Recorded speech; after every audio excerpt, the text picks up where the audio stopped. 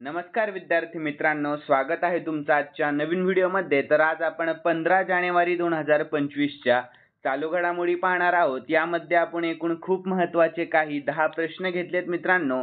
आणि तुम्हाला जर या व्हिडिओची PDF हवी असेल ना, तर व्हिडिओच्या डिस्क्रिप्शन बॉक्समध्ये आपल्या टेलिग्राम चॅनलची लिंक आहे, तेथे तुम्हाला सर्व व्हिडिओच्या PDF अगदी फ्रीमध्ये मिळतील। तर मित्रांनो, वेळ वाया न घालवता आपण या व्हिडिओला सुरुवात करूयात। तर या अगोदर आपण कालच्या चालू घडामोडी पाहूया। तर राफेल वादळानंतर भारताने कोणत्या देशाला मानवतावादी मदत पाठवली आहे? तर क्युबा यानंतर प्रवासी भारतीय सन्मान पुरस्कार 2025 ने कोणाला सन्मानित करण्यात आले आहे? तर डॉक्टर सय्यद अनवर खुर्शीद यांना। यानंतर व्हेनेझुएलाचे राष्ट्रपती म्हणून तिसऱ्यांदा कोणी शपथ घेतली? तर निकोलस मादुरो यांनी तिसऱ्यांदा शपथ घेतली आहे। यानंतर भारताच्या प्रजासत्ताक दिन 2025 ला कोणत्या देशाचे राष्ट्रपती प्रमुख पाहुणे असतील? तर इंडोनेशिया यानंतर राष्ट्रीय युवा दिवस कधी साजरा केला जातो? तर 12 जानेवारी रोजी। यानंतर अमेरिकाच्या इतिहासामध्ये शिक्षा झालेले पहिले राष्ट्राध्यक्ष कोण बनले? तर डोनाल्ड ट्रम्प हे बनले आहेत। यानंतर मित्रांनो, पंतप्रधान मोदी कोणत्या देशामध्ये AI शिखर परिषदेला उपस्थित राहणार आहे? तर फ्रान्स या देशामध्ये। यानंतर वित्त मंत्रालयाचे नवे महसूल सचिव म्हणून अलीकडेच कोणाची नुकतीच नियुक्ती करण्यात आली? तर तुहिन कांत पांडे यांची नियुक्ती करण्यात आलेली आहे। यानंतर कोणत्या केंद्रीय मंत्र्याने नवी दिल्लीतील इंडिया क्लायमेट फोरम 2025 दरम्यान India clean tech manufacturing platform launch केले? तर पीयूष गोयल, लक्षात ठेवा। तर यानंतर विद्यार्थी मित्रांनो, आपण आजच्या चालू घडामोडी पाहूयात। तर आजचा पहिला प्रश्न आहे, कोणत्या राज्यात किंवा केंद्रशासित प्रदेशामध्ये पंतप्रधान मोदींनी सोनमर्ग बोगद्याचे उद्घाटन केले? तर याचे योग्य उत्तर ऑप्शन बी, जम्मू आणि काश्मीर या, लक्षात ठेवा।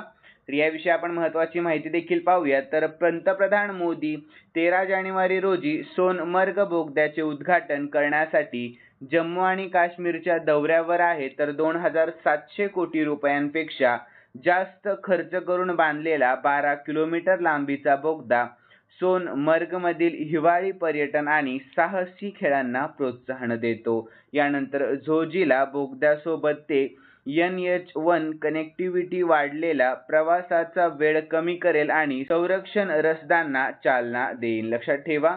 यानंतर पुढील प्रश्न आहे मित्रांनो दुसरा, तर कोणत्या राज्य सरकारच्या वन विभागाने अलीकडेच गरुडाक्षी ऑनलाईन FIR प्रणाली सुरू केलेली आहे? तर याचे योग्य उत्तर आहे ऑप्शन सी, कर्नाटक या। कोणत्या? तर कर्नाटक या, लक्षात ठेवा।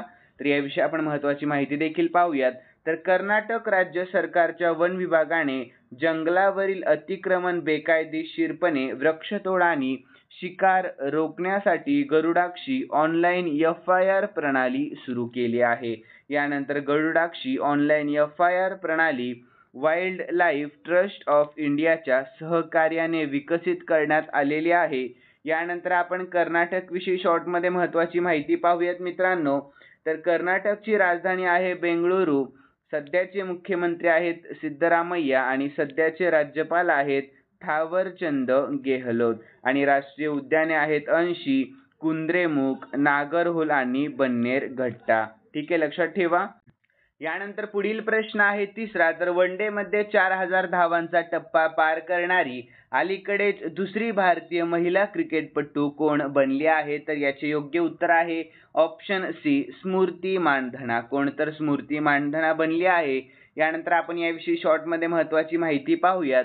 तर स्मृती मानधना ही वनडे मध्ये 4000 धावांचा टप्पा पार करणारी दुसरी भारतीय महिला क्रिकेटपटू ठरली आहे। आणि प्रथम कोण आहे? तर मिताली राज ही प्रथम आहे, लक्षात ठेवा। खूप महत्त्वाची माहिती आहे मित्रांनो। यानंतर यासह स्मृती मानधना ही आंतरराष्ट्रीय क्रिकेटमध्ये 4000 धावा पूर्ण करणारी जगातील 15वी फलंदाज ठरलेली आहे। यानंतर पुढील प्रश्न, तर नुकत्याच प्रसिद्ध झालेल्या नागरी नोंदणी प्रणाली म्हणजे CRS डेटानुसार हरियाणामध्ये जन्माच्या वेळी लिंग गुणोत्तर किती कमी झाले आहे? तर याचे योग्य उत्तर ऑप्शन सी, 8%। किती? तर 8%। तर याविषयी आपण महत्त्वाची माहिती देखील पाहूया. तर नागरी नोंदणी प्रणाली म्हणजे CRS डेटानुसार हरियाणामध्ये जन्माच्या वेळी 2024 मध्ये लिंग गुणोत्तर 910 होते, लक्षात ठेवा. यानंतर 2016 नंतरचा हा सर्वात कमी आकडा आहे, तर 2019 मध्ये हा आकडा 923 हा होता. यानंतर हरियाणाविषयी शॉर्टमध्ये महत्त्वाची माहिती पाहूयात. तर राजधानी आहे हरियाणाची चंदीगड. सध्याचे मुख्यमंत्री नायब सिंग सैनी आणि सध्याचे राज्यपाल आहेत बंडारू दत्तात्रय. कोण आहेत सध्याचे राज्यपाल? बंडारू दत्तात्रय. ठीक आहे मित्रांनो. यानंतर पुढील प्रश्न, तर कोणत्या देशाने अलीकडेच भारतीय प्रवाशांसाठी ई-व्हिसा सुरू केलेला आहे? तर याचे योग्य उत्तर ऑप्शन डी इस्रायल. या कोणत्या? तर इस्रायल. या तर याविषयी महत्त्वाची माहिती पाहूयात. तर इस्रायलने भारतीय प्रवाशांसाठी ई-व्हिसा प्रणाली सुरू केली आहे. तर ही प्रणाली 1 जानेवारी 2025 पासून लागू झालेली आहे. तर या प्रणालीद्वारे व्हिसा अर्ज प्रक्रिया सुलभ करण्यात आलेली आहे आणि भौतिक कागदपत्रांची आवश्यकता नाहीशी झाली आहे. यानंतर आपण इस्रायल विषयी शॉर्टमध्ये महत्त्वाची माहिती पाहूयात. राजधानी आहे येरुसलेम. काय आहे? तर येरुसलेम आणि चलन आहे शेकेल आणि सध्याचे पंतप्रधान आहेत बेंजामिन नेतन्याहू. यानंतर पुढील प्रश्न, तर कोणत्या देशाचा फलंदाज तमीम इक्बालने आंतरराष्ट्रीय क्रिकेटमधून निवृत्ती जाहीर केलेली आहे? तर याचे योग्य उत्तर ऑप्शन बी बांगलादेशच्या. कोणत्या? तर बांगलादेशचा फलंदाज आहे हा. तर याविषयी आपण महत्त्वाची माहिती पाहूया शॉर्टमध्ये. तर राजधानी आहे ढाका बांगलादेशची आणि चलन आहे टाका आणि सध्याचे राष्ट्रपती आहेत मोहम्मद शहाबुद्दीन. कोण आहेत सध्याचे राष्ट्रपती? तर मोहम्मद शहाबुद्दीन. ठीक आहे मित्रांनो. तर मित्रांनो पुढील प्रश्न आहे, तर youth power perspective for developed India @2047 हे पुस्तक नुकतेच कोणी प्रकाशित केले आहे? तर याचे योग्य उत्तर ऑप्शन सी नरेंद्र मोदीजी यांनी. कोणी? तर पंतप्रधान नरेंद्र मोदीजी यांनी. तर यानंतर आपण पुढील प्रश्न पाहूयात 8वा. तर अलीकडेच हिमकवच ही मल्टी लेअरिंग कपडे प्रणाली कोणी तयार केलेली आहे? तर याचे योग्य उत्तर ऑप्शन बी DRDO ने. कोणी? तर DRDO ने. तर यानंतर आपण याविषयी महत्त्वाची माहिती देखील पाहूयात.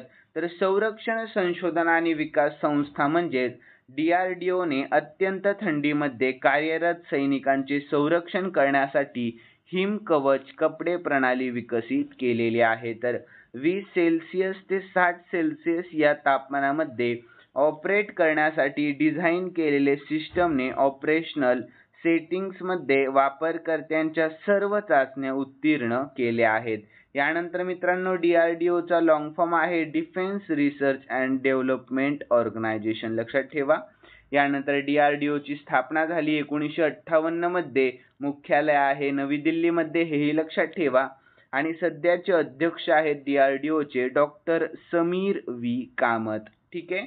यानंतर पुढील प्रश्न, तर 5G यूज केस टेस्ट लॅबचे नुकतेच कुठे उद्घाटन करण्यात आलेले आहे? तर याचे योग्य उत्तर ऑप्शन सी रांचीमध्ये. कोठे? तर रांचीमध्ये उद्घाटन करण्यात आलेले आहे. तर याविषयी महत्त्वाची माहिती पाहूयात. तर केंद्रीय कोळसा आणि खाण मंत्री श्री जी किशन रेड्डी यांनी रांची येथील CMPDI येथे 5G यूज केस टेस्ट लॅबचे उद्घाटन केलेले आहे. तर ही लॅब कोळसा क्षेत्रातील डिजिटल परिवर्तनाला चालना देण्यासाठी आणि 5G तंत्रज्ञानावर आधारित अनुप्रयोगांची चाचणी करण्यासाठी समर्पित आहे.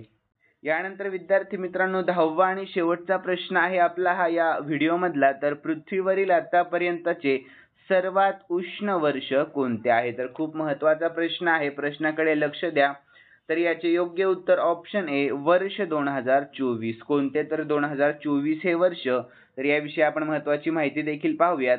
तर 2024 हे हवामान बदलासाठी महत्त्वाचे वर्ष मानले गेले आहे, जेव्हा जागतिक सरासरी तापमानाने प्रथमच पूर्व औद्योगिक पातळीपेक्षा 1.5 सेल्सिअसचा उंबरठा ओलांडला. तर या वर्षी सरासरी तापमान 15.1 डिग्री सेल्सिअस होते, जे आतापर्यंतचे सर्वात उष्ण वर्ष होते.